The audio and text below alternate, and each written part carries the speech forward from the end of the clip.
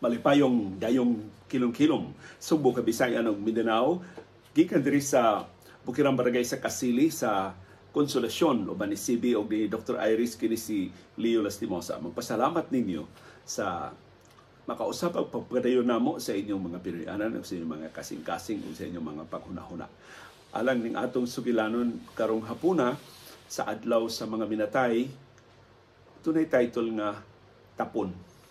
Kini ato sugilanon sagol ni sugilanon sa gugma, sugilanon sa politika, sugilanon sa usa ka pamilya, sugilanon sa mga pagsuway, sugilanon sa mga hagit sa kinabuhi.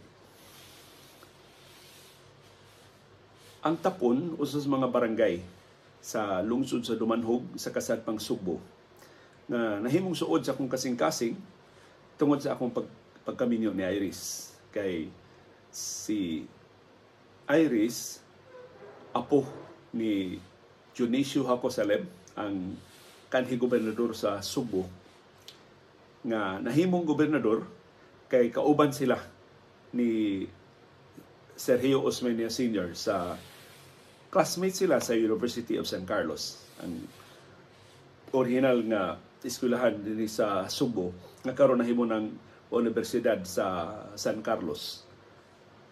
Nahimo siyang gobernador sa Subo sa human si Sergio Osmeña Sr. ni pursue sa iyang pamulitika para sa national scene. So gibiyaan ni Sergio Osmeña ang Subo kay nahimo na siyang presidente mantingali sa National Assembly or sa House of Representatives, o hantod nahimo siyang sakop sa Senado, o nahimo siya presidente sa Republika sa Pilipinas.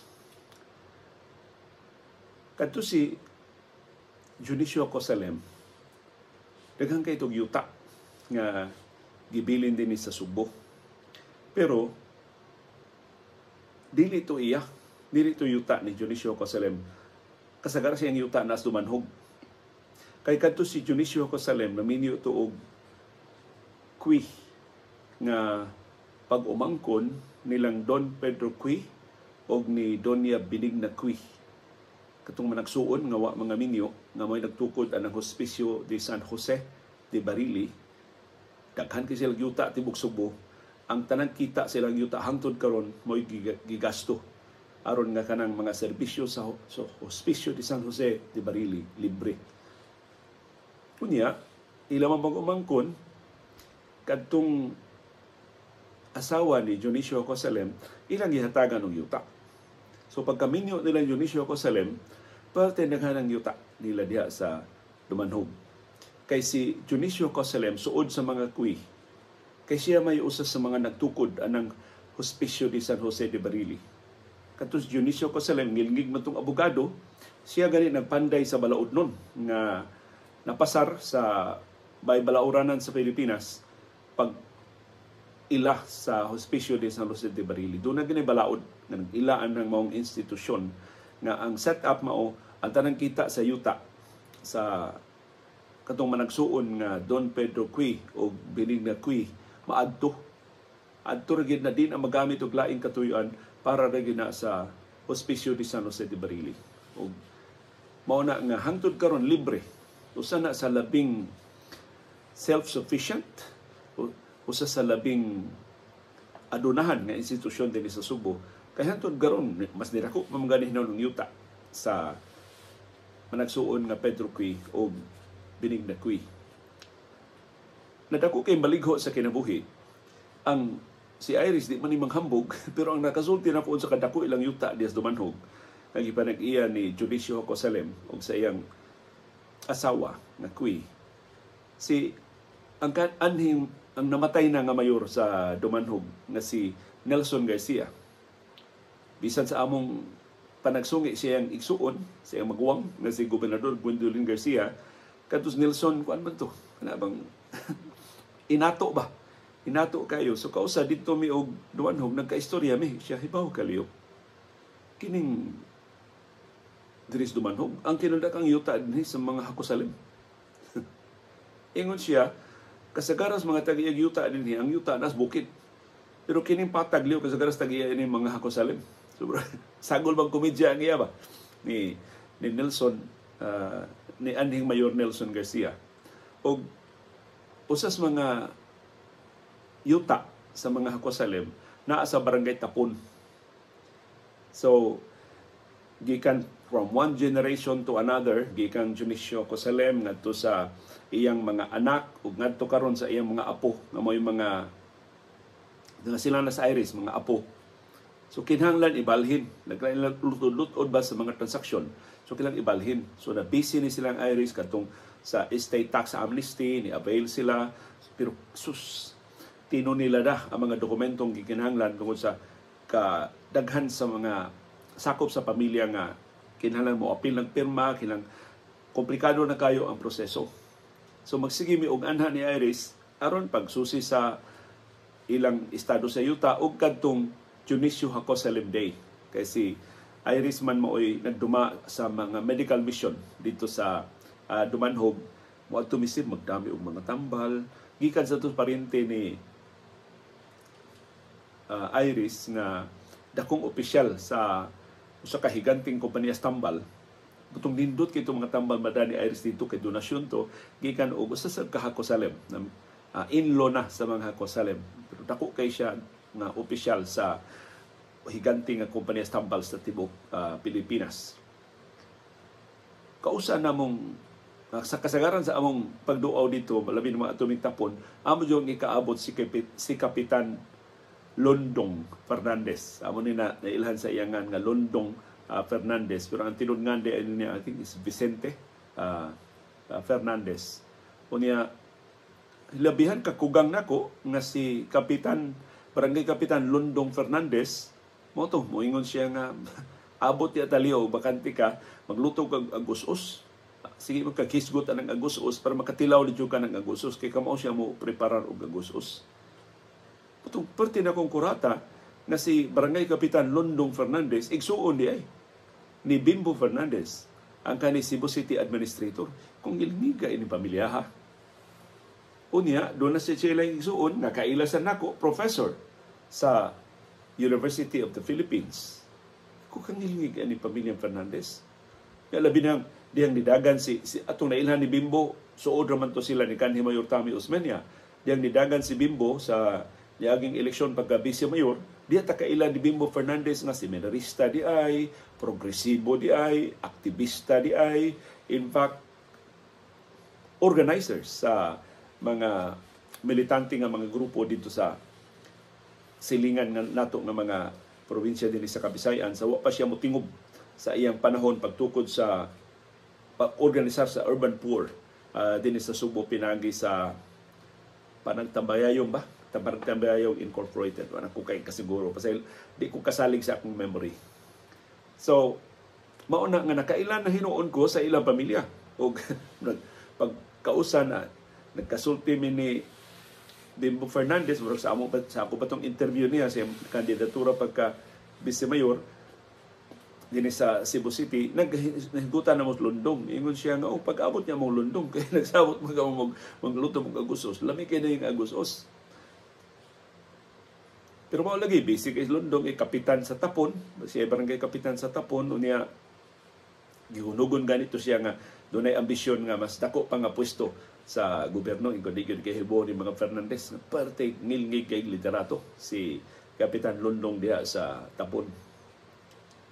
So mo ito ako nailhan ining Kapitan Londong Fernandez diha sa Tapon. Nya karong bag-o, wa na yung makita kay silang Iris dili na siya may personal o wa na siya mo-appeal og duma karon ang fourth generation na. So mga apostuhod na ni Dionisio Cosalem ni Banos sa paghikay aning ilang mga dokumento.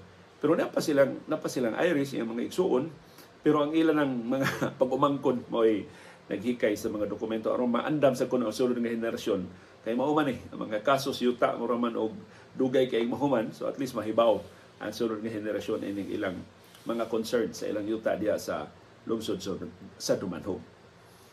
Na waling sa atong atensyon sa pikas nga bahin ining atong sugilanon.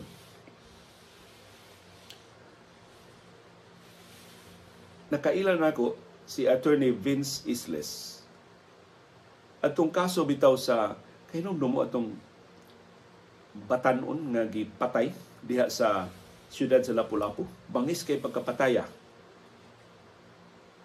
Unya, ang suspect, batanong lalaki na mao'y giingon nga nilugos o ni pahimus niya dayon gipatay ang maong batanong babae.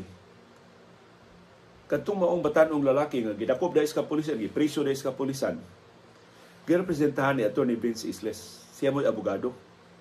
Yan, nadani akong pagtagad kay kasagara mga abogado, kana bang mula bang kaso, mo file sa mga dokumento, unya paabot na lang sa hearing, pero si Atty. Vince Isles, may kay articulate kayo nga nipasabot sa iyang kaso. Nga unpopular man kay itong iyang kliyente, kay para man ito sa taga-upon nga kasalpahe sining bata, kabata pa niya, unya makahimo siya ning bangis ka krimen. Pero yung Atty. Vince Isles, dili na, wa na mahimo sa akong kliyente, inosente niya ang akong kliyente. Articulate kay siya nga nituki sa nagaling aspeto sa kaso nga nung dili guilty ang iyang kliyente. Iyang tanaw ang mga sirkumstansya. Unya, for the first time, I'm sure dili siya mo'y una, pero iyang gigamit ang social media, naghimo siya dito og video sa crime scene, iyang gi-point out ang mga inconsistencies sa teorya sa kapulisan nga iyang kliyente man nagpatay sa biktima. So, unpopular kay iyang kliyente, andam na ang mga upunganon nga mo bitay siyang kliyente sa kabangis sa iyang krimen nga nahimo, pero nagmalapuson si Atty. Isles if only to point out the loopholes of the case. In fact, na-interview na ko siya sa DYAB pa sa una tungod atong maong kaso. Na-impress kay ko sa iyang kuan bitaw ka mapailubon nga mo pasabot o ka forceful nga manulti. May man kay ni manulti si Atty. Vince Isles. So, nakaila ko niya. O, sukad ni Adto, nagsunod na ko sa uban pa niya mga kasong ginuma. Labi na, nga dihang human napasaka ng kaso batok siyang kliyente dito sa Piskalya, ang National Bureau of Investigation nihimo og laing operasyon. Amot ang NBI ba to, ang PNP ba to, basta lain nga ahensya nga ang nikiha sa iyang kliyente, ang pikas nga ahensya ni dakop adtong hamtong nga gidudahang adik sa drugas kay ni angkon nga maoy naglugos ug nagpatay sa babae, kay porto niya ibugas babae. Unya wa siya mahimutang hangtod nga iyang nalugos ug hangtod nga iyang napatay. Ug kadtong maong lalaki na husay gyud og na hukman gyud, nasad-an niya itong maong krimen. So nakalingkawas ang minor de edad nga kliyente ni Atty. Vince Isles tungod sa kangilingig sa iyang depensa. So tungod ato ni kangilingig ni abogaduha, dili ni pepitsugi ning abogaduha sin kamaon ni sa Atty. Vince Isles. Uman ato nasira ang ABS-CBN, wa na ko kasubay sa career ni Atty. Vince Isles, pero matag karon og unya makita na ko siya sa akong timeline sa Facebook. Kay aktibo man kay siya sa Facebook si Atty. Isles. Hantod akong nahibaw-an nga nahimo na siyang kolumnista sa usa sa mga pamantalaan dinhi sa Subo. Unya amot komentarista naman ni siya og radyo or unsa, basta doon na ni siya mga post mahitungod sa kini mga abogado ba nga magduma og mga programa sa radyo nga mohatag og mga legal advice niya iyang kurian nga di mao ang legal advice ini mga abogado. Klaro kuwang kuno kay wa magbasa sa mga kaso pataka lag tambag ka kaluoy kuno sa mga kliyente. Gawas ana nakabantay ko ni Atty. Isles magsige og post og usa ka og hulagway sa guwapa kay babae ko. Niya sigihan niya kuan ba nga nakakaplag na siya ang gugma. Ko ulitaw ba din ni Atty. Isles? Unya ang babae pamilyar kayo angan Cara Fernandez. Ang open kay sila sa ilang relations nga kanang public display of affection ba na sila mga litrato nga kining silang duha unya kuan ba kining iyang sungugon si Cara nga sus kabata pa nimo Cara na disgrasya kanako murag ingon ana ba unya Basta ako nahibawan sa ilang aktibo man kay silang duha sa social media nga si Cara nag-eskwela og law, gusto maabogada, o niya si Atty. Isles maoy nagkuan murag nagtrabaho siya sa law office ni Atty. Isles, si Atty. Isles murag nagtukod og iyang kaugalingong law office diha sa atbang sa karaang ABS-CBN dool sa Abiliana National School. So nadani ba akong pagtagad kana bitong motong maula sa imong timeline kanang ilang mga posts unya kay I don't know, doon natin algorithm ng Facebook mo tanaw ka silang post, so tanan nilang post makita na nako sa timeline, pero tagsa na lang kay ko muukab sa akong Facebook mo nang wa na ko kasubay. Basta ako na lang nahibaw-an na si Cara Fernandez nidagan pagka barangay kapitan sa Tapon. So diyan ako na interest. Sa man ni Cara Fernandez, ikunsa man siyang Londong Fernandez. Ngano siya may mudagan pagkakapitan sa Tapon? Sa man kontra silang Londong o siya puli ni Londong? So ako nang gisubay ang mga posto si Cara Fernandez, anak man ng Londong Fernandez. Si Londong Fernandez di na makadagan, niabot na siyang term limit. So pag eleksyon atong Oktubre 30, di na siya kadagan pagkakapitan. Didagan siya pagkakonsehal sa Tapon. Iyang gipadagan ang iyang anak na si Cara Fernandez. Now of course, atong klaruhon, klaro kay na nga ano bang trapo, traditional mga pamulitika na di na magkakadagan, imo na lang sakop sa pamilya mo imong padaganon. Ikuha sa nimo badlong ni Bimbo si Londong nga kuan ba? Kining di sad ka let go. Kung mahimulain na lang sa mga leader di Tapon, mao papulihon sa barangay. Pero wa man ko nadunggan nga binuang ni Londong. So akong gisubay ang kampanya ni Cara pagkakapitan. Primero mga post last Facebook man ni duaw silang dumanhog, ano ba? Ikaw na sugod na din pangampanya. Pero si Atty. Vince Isles wala aktibo naman kay kampanya. Siya naman din nagdas kampanya ni Cara. Unya murag ang anggaan ni Cara is aya. Unya ang iyang angkuan murag aya kap aya wa kay ko kasubay sa ilang mga slogans. Basta ako lang na nakit-as Facebook, nakig-away na si Atty. Vince Isles sa ilang kaatbang. Kay gibunlot ko na ilang wire sa ilang sound system, diha ra ba ko sa mayor gunhika sa ilang programa. Kuan ba kanang gisabotahe ko ng ilang programa. Unya dayon yung eleksyon. Diha na murag tensyonado na kayo mga post ni Atty. Vince Isles kanang isog na siya kay nakig-away na gid siya. Iya nang nganlan ng ilang mga kaatbang nga gipagawas ko nitong fake video. Na kuno fake video gipagawas nga si Barangay Kapitan Londong Fernandez ng hasik, doon ay armadong mga tao na ng hasik. O niya, in fact, gikasuhan ginila si Kapitan Londong Fernandez kay naniun ko ng armas niya, nipatid ko sa ilang mga dumadapig diha sa usas sa mga sityo sa Barangay Tapon sa lungsod sa Dumanhog. Unya, nabasahan ako sa balita, ni-operate yun ang kapulisan sa Dumanhog. Giimbestigar nila si Kapitan Londong o gani dayo eleksyon, ingon sila ilang kasuhan si Kapitan Londong Fernandez atong pasangil nga nanghasi siya sa ilang politikanhon nga mga kaatbang. Pero ingon sa Atty. Vince Isles, kanang inabugad do bitaw nga fake ning video ha kay ang sakyanan nga inyong gipakita sa video white trumpa. Ang sakyanan karon ng Kapitan Londong na ay trumpa. Nganong nawa man ning trumpa sa sakyanan nga inyong gipakita. So fake ni dili ni wa ni mahitabo karon. Karaan ni nga video ni Kapitan Londong.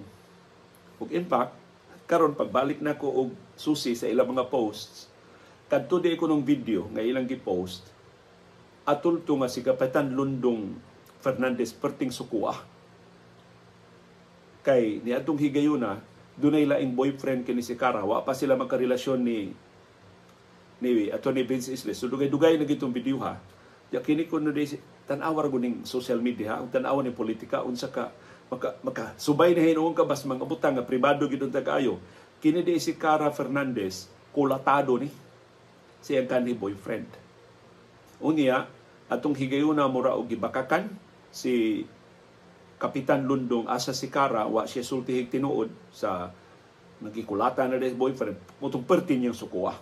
So kanang naa ko no sa video, kung kakita sa video, perti ko no sukuha ni Kapitan Londong ana tungod to Kaya iyang nahibaw ang gibakakan siya mahitungod sa nahitabo siyang anak na si Cara. Dili to kay nang hasi sa politika. Nahitabo to years ago. Wa pa magkarelasyon si Cara o si Vince. O in fact sa iyang mga post si Cara Fernandez mapasalmato ni Vince na nipakita niya og laing aspeto sa relasyon nga mahimo rin di siya kulatahon, mahimo rin nga dili siya ibuli, mahimo rin nga dili siya daug-daugon. But usually kini mao mga detalye dili ta mahibawan ni. Pero tungod sa social media, mura tag marites ba? Kasuhito na nato. Wa ko makakita ni Atty. Vince Isles sa linawas, wa ko makakita ni Cara Fernandez sa linawas, pero pamilyar na kay silang duha nako tungod sa ilang mga post sa social media. Ug tungod sa koneksyon ni Cara nga anak day siya, ug in fact ni puli pagdagan pagkakapitan sa Barangay Tapon sa lungsod sa Dumanhog. Fast forward sa election day. Si Cara Fernandez nag-post na og video nga di na siya mogawas sa sakyanan kay hadlok siya, gisulod-sulod siya sa mga pulis, unay mga armado nga nangita niya, human siya butar, nitago na siya sa sakyanan. Kakuyaw na din sa sitwasyon. Unya si Atty. Vince Isles niingon sad nga wa na siya kasubay sa counting kay pag human jud kuno sa eleksyon gitambagan siya sa kapulisan sibat na turni kay peligro rong sitwasyon dito sa Dumanhog. Diyan na mga pulis na mo pasibat nimo nga dili luwas nga magpabilin ka sa lungsod sa Dumanhog. So wa na siya kasubay unsay nahitabo. Basta ang iyang nahibaw-an na biya na si Cara Fernandez. Unya pag iya ko nung latest nga nakuha murag 1:2. Murag katunga ra ang nakuha ni Cara sa iyang kaatbang. And I think eventually napildi gyud si Cara Fernandez pagka kapitan. Pero ni daog si Londong Fernandez pagka barangay konsehal. Nakarong buntag, mutumaw lagi sa akong timeline sa Facebook. Nakabasa ko sa post ni Atty. Vince Isles. Niingon siya nga, goodbye Tapon. Dili na ko mubalik diya sa Tapon. Kaya niingon man yung mga nakadaog nga di na ko nila pabalikon diya sa Tapon. Di na kong balik sa Tapon. Inig sugod sa registrasyon sa Commission on Elections, ibalhin ako akong registration sa sugod. Ito ka sugod. Amin nagsubo man si Atty. Isles, adto namin dito. O niya, magpakasal namin ni Cara, pero dili des Dumanhog. Aron, dili ta sabotahion ng mga tao diha sa among mga kaatbang sa Dumanhog. Laing lugar may magpakasal ni Cara. Si Cara niingon sa mautoy first ug last niya dagan. Dili na siya mo dagan pag-usab diya sa lungsod sa Dumanhog.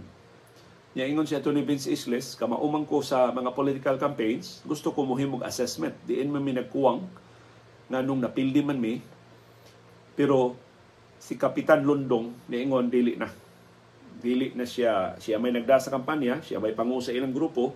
Ingon si Barangay Kapitan Londong di na siya interesado nga mahibaw ay posible gani siya mo resign pagkakonsihal. Di na siya mo lingkod, nakapanumpa na siya pa may kapitan sa Tapon karon, pero inig turn over sa bagong napili ng mga opisyal, di siya mo lingkod pagkakonsihal. Mo resign siya pagkakonsihal. Mo iyang plano, ingon ni Atty. Vince Isles. So ingon siya, may mandar ni Kapitan Londong, wa sad ko'y katungod nga muhimong assessment kung sa among weakness, pero ingon ini ka-candid si Atty. Isles ang post, ingon siya posible nakatampo ko sa among kapildihan. Tingali isugra kayo ako mga post sa Facebook, tingali isugra kayo mi sa among mga pulong-pulong diya sa Dumanhog. Tingali wa masabti sa mga botante nganong palaban kay mi sa among mga statements, pero mao toy among hukom, mao toy among desisyon, among dawaton ang resulta. Wa gid siya pasangil nga gitikasan sila, wa sila pasangil nga dunay vote buying, wa sila mamasangil o bisan unsa, nidawat si Atty. Isles.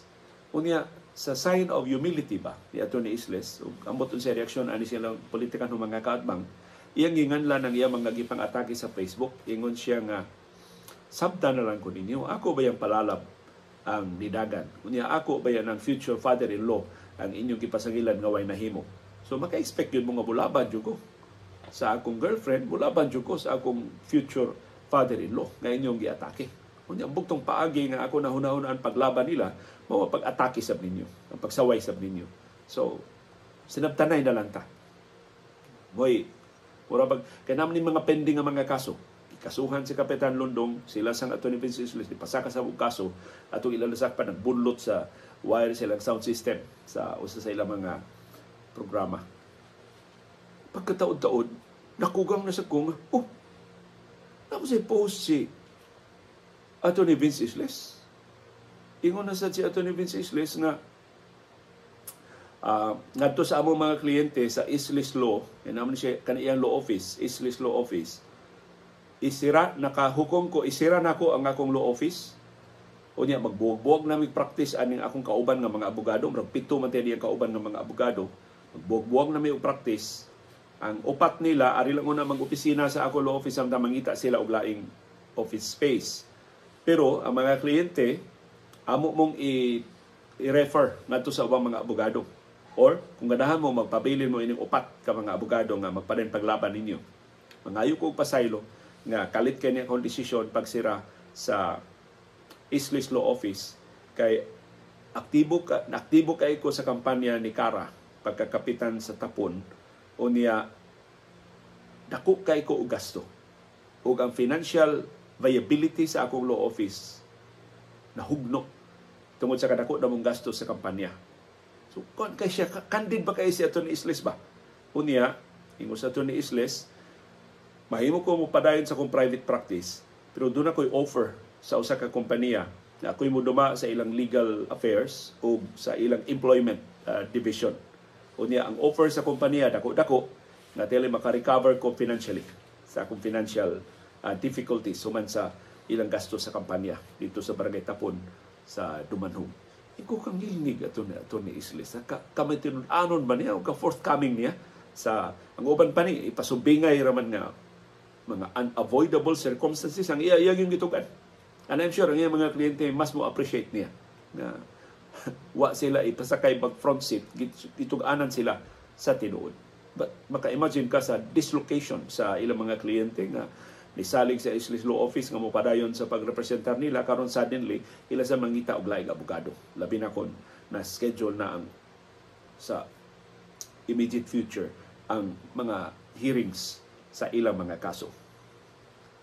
Unya human adto nakabasa na sa post ni Kapitan Londong Fernandez. Aktibo mo sa Facebook. Dili sa maka-aktibo ni Vince o ni Kara na siya post. Ingon siya, human sa akong pagserbisyo sa Tapon o 18 katuig. 18 years ang iya pagserbisyo sa Tapon, mostly sa pagkabarangay kapitan.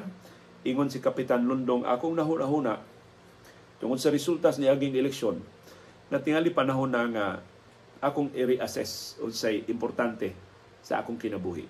Kung akong nahukman na mo gahin ko og dugang panahon sa akong pamilya o sa uban ako nga mga plano sa akong kinabuhi. So mo resign ko pagkakonsehal sa Tapon bisag nakapanumpa nako ini kahuman sa akong termino pagkakapitan. I-turn over nako ang barangay hall ngadto sa incoming nga mga opisyal o mo resign ako sa pagkakonsehal. Di na ko mulingkod pagkakonsehal sa Tapon.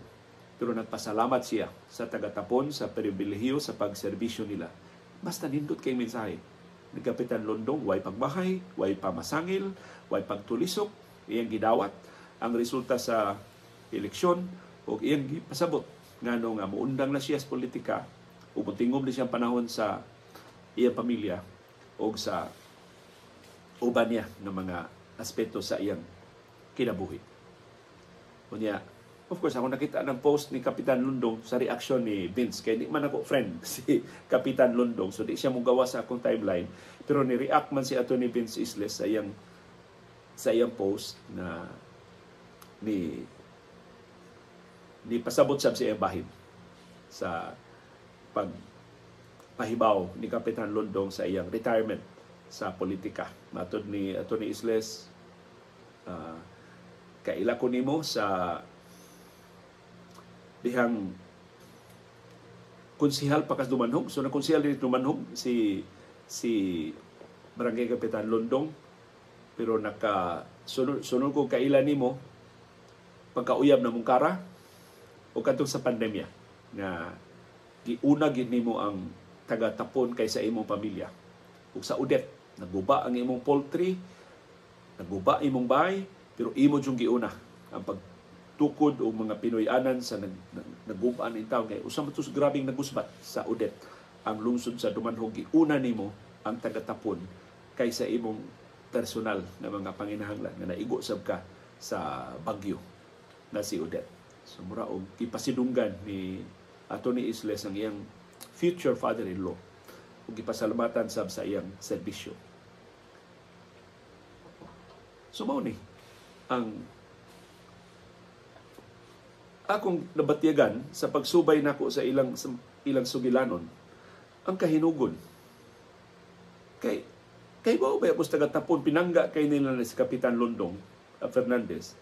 But maybe wa gyud ko kahibaw unsay nahitabo sa eleksyon. Maybe si Kara karon papakita dito sa tapon o para sa mga mulupyo bago pa man kaini nga among saligan pagkakapitan. Maybe ang mas familiar nga mga ngan o mga naong may ilang gipili over Kara Fernandez. Or maybe para sa tagatapon ang liderato ni Kapitan Londong dili transferable sa mga sakop sa iyang pamilya. And I'm sure dili ni mo'y bugtong kaso, daghan kaayong mga incumbent nga kapitan na na-expire na mga term, gipadagan ng ilang mga asawa, gipadagan ng ilang mga anak, gipadagan ng ilang mga paryente, sila nidagan pagkakonsehal. Nidaog sila pagkakonsehal, napildi ang ilang mga sakop sa pamilya nga may ilang gipapuli pagdagan pagkakapitan sa ilang barangay. Wa ko kahibaw kung unsay implikasyon, unsay tinuod nga nahitabo sa eleksyon diha sa lungsod sa Dumanhog. Maybe the next time magkasultiming barangay kapitan, correction, ni Mayor Gungun Hika o ni Kapitan Londong o ni Sir Bimbo Fernandez, mas makasabot ko sa nahitabo nilang Kara o ni Vince o ni Londong diya sa lungsod sa barangay Tapon sa lungsod sa Dumanhog. Pero kaanugon na tungod sa resulta sa eleksyon ni retiro si Kapitan Londong, kapitan kag 18 ka tuig. Talagsaon na nga track record sa pagserbisyo sa gobyerno. Dili tihali kapitan tanang katuigan sa 18 pero gigahin ni Barangay Kapitan Londong ang 18 years sa iyang kinabuhi para sa pagserbisyo sa gobyerno. Pero karon ug ni reflective sab ni sa kadisinti ba ining pamilyang Fernandez. Ubang politiko sayon kay pagmahay, sayon kay pagpamuyboy, kadaghan ako serbisyo, kadako na ko sa inyong sakripisyo, mao man ni nahitabo sa eleksyon, bahala na mo diha. Kamo ni bahala sa inyong kinabuhi. Sa katapusan siyang mensahe ningon pa si Kapitan Londong, bisag wa na ko sa gobyerno, laumi, makadangup gihapon mo na mo.